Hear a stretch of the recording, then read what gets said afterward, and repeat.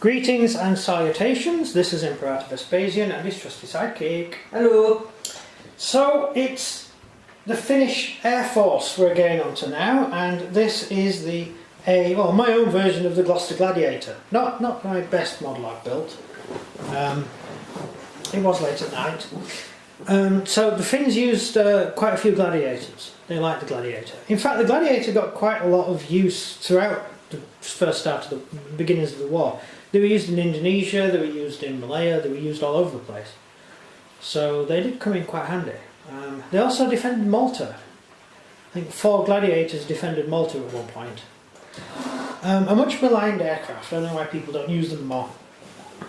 It's points-wise, it's actually quite cheap. It's only 115 for a veteran, so that's quite cheap. 78 for the rubbish version with an inexperienced pilot. When you're starting off with the Finns, all your aircrew for the very first stages of the war, you really have to keep them inexperienced. How many machine guns does it have? You're obsessed with the amount of machine guns, aren't you? Yeah, how many machine guns does it have? It has 4. How many cannons? None. It is a fighter, nothing else. It does nothing else. It's a purpose-built fighter. They could theoretically carry bombs, but no Gladiator actually hit anything with a bomb. Big advantage over the Russians is the Gladiator was fitted with a radio, which was unusual for fighter aircraft on the Eastern Front. The Russians didn't have radios, so that helped. That enabled the aircraft to talk to each other, which makes it a lot harder to ambush and attack aircraft. Yeah, it's not all that good in combat. If you're going to take on actually I'll take that back. If you're going to take on some of the Russian planes, it's actually about average in combat, because a lot of the Russian planes early war were rubbish. But if you're going to fight any of the more modern aircraft, like when the MiG came out, that's it, the Gladiators were finished. Questions? Why do they have 2 wings? It's a biplane. Yeah. Well, interestingly, when the first fighter planes were built, one of the first fighter planes were built was a fixed-wing aircraft, the Santiago French plane. There's a French plane with 1 wing, a monoplane. The Fokker built one as well, which is a monoplane. And they said, you know what, the planes with 1 wing are actually rubbish, we need 2 wings on them. Which is why there were so many biplanes in the Second World War, and in the First World War, and the beginning of the Second World War. 1 wing is way better than 2 wing. No, not Yes. really. Yes. No, because Yes. as a fighter, actually having 2 wings gives you more manoeuvrability.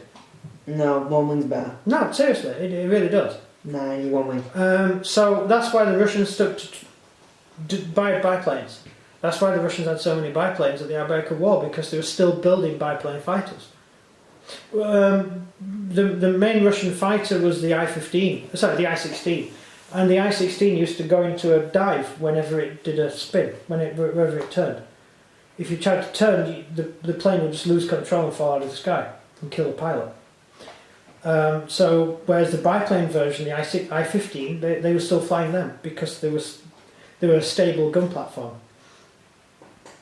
It wasn't until technology advanced to enable you to build really good aerodynamic fixed-winged aircraft, and that's when aircraft began to get fast, because a lot of the early aircraft were quite slow.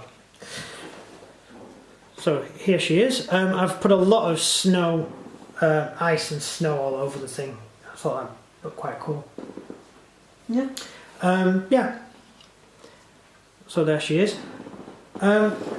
What else should we mention? Well, it didn't carry bombs, so it's only a fighter, so it's technically an interceptor. So you use it to protect your... You would field it to stop Russian planes attacking your Finnish army. Yeah. Basically.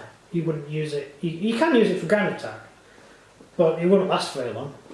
You would get shot to pieces. Although it did have a little bit of armour, not a huge amount of armour. I think the Carney was armoured. And I think there was some armour over the fuel tank. But other than that, it was a death trap if you were going to attack ground targets. Over to you? Nothing?